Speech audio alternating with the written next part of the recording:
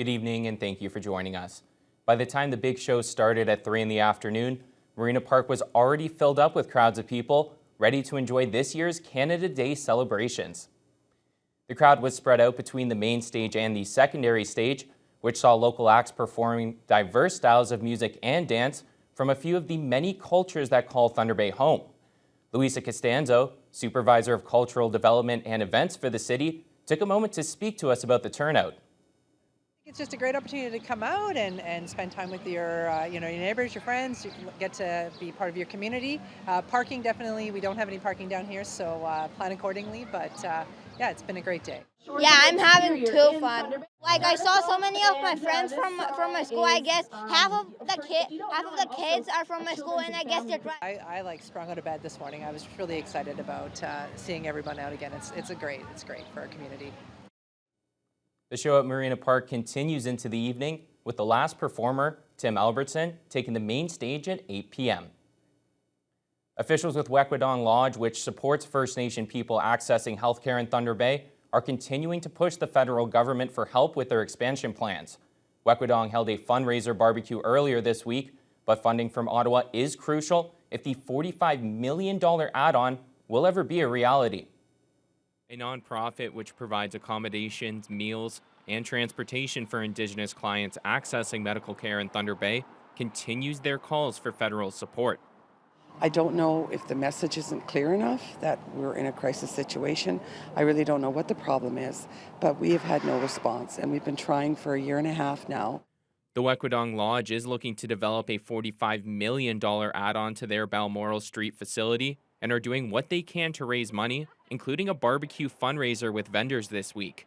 It currently operates a 110-bed facility, serving about 400 people a day. This high demand has led the organization to reserve more than 100 rooms every night at local hotels, costing over $1 million a month. Executive Director Donna Crookmo says the high demand has forced them to make difficult decisions. We've had an elderly person sleep on one of our sofas, and our sofas in the common rooms are narrow. It was not an ideal situation at all. We're ashamed of it, but there was nowhere to put someone. We have got to expand. As I said, we're in a crisis situation. These people deserve better. Wekwudong Lodge is looking for 35% of the $45 million as a down payment to get the project off the ground. I was a bit surprised. I checked with my department. Indeed, there was a request for a meeting that came in late this spring. Thunder Bay Superior North MP Patty Hajdu, who also serves as the Minister for Indigenous Services, says she wasn't aware of Wekwudong Lodge's call for federal support. Hajdu says she recognizes the importance of Wekwudong service and is now reaching out. Interested in hearing what we can do as a federal government to support the work of Wekwudong, and I read the article, understand the premise of the supports they provide for people who are seeking care from outside community. I've toured the facility. I think they do incredible work there, and so I'm looking forward to hearing how we can help. Wekwudong Lodge will be holding its annual barbecue in September and has extended an invite to Minister Hajdu. The Friends of Chippewa Park are asking residents to sign a petition calling on the city to repave the section of City Road leading into the park. Signs and petitions can be found around Chippewa, including the entrance to the pavilion and at Sandy Beach. Organizers will be asking for signatures throughout the summer. Friends of Chippewa project manager Ian Angus says they plan on presenting the petition to City Council in the fall before they start to adjust the tax rate and make the case that the road to Chippewa should be included in the 2024 capital budget. Angus says they hear frequent concerns from visitors to the park.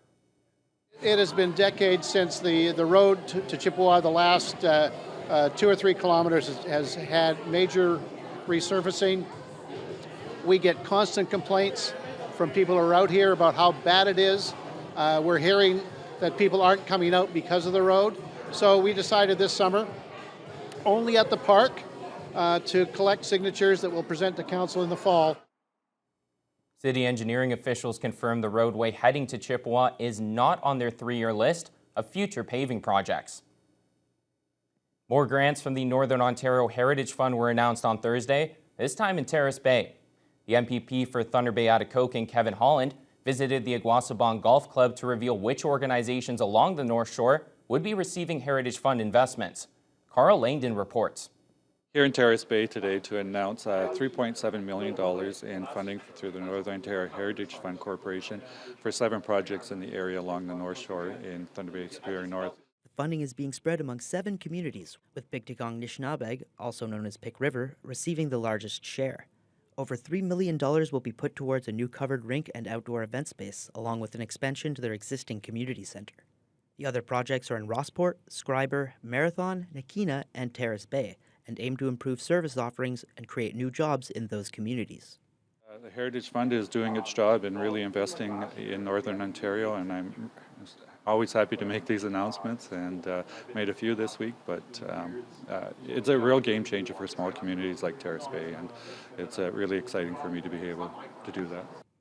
The Aguasabon Golf Club in Terrace Bay will be receiving over $100,000 to modernize its irrigation system. We caught up with club president Bob Spadoni, who told us a little bit more about Aguasabon Golf Course. Now that we've officially announced the grant today, which is exciting, the work is already starting, and we won't have it in place till June next year, but 90% of the groundwork on that will be done by the end of the fall. We're going to be 60 years old, this club, next year, and there's not one paid person on the grounds. We have one student we pay. Among those proud volunteers is Mayor of Terrace Bay, Paul Malashewski, who told us about some of the improvements the club will be installing. The system is 24 years old, and we're having some issues with it. So the plan is to put an electric pump and motor down there and upgrade some of the controls. They'll be able to start and stop the pump, set the times up and all that from home on their phone. So yeah, it'll be great, and that goes a long way to retaining our volunteer group. The NOHFC grants are being delivered as a part of a series of new programs that seek to address labor shortages in Northern Ontario. Carl Langdon, TBT News. The Hill City Kinsmen pulled the winning ticket this week for their annual Sportsman Dream Draw. The grand prize is worth close to $33,000. Goes to Larry Leschuk. Leschuk will take home a brand new fishing boat with a trailer and a U4 side-by-side.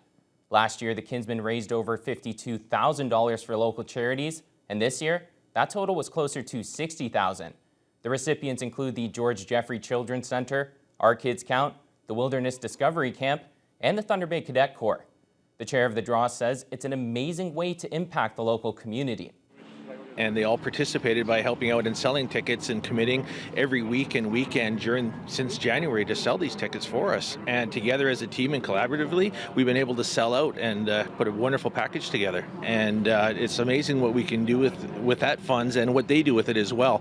Once they receive it, it's so impactful towards what they're trying to achieve. And with the way that things are this now out there in the community, it's everything you can do to bring things together and raise funds. It takes a team. Tickets for next year's draw will go on sale in January.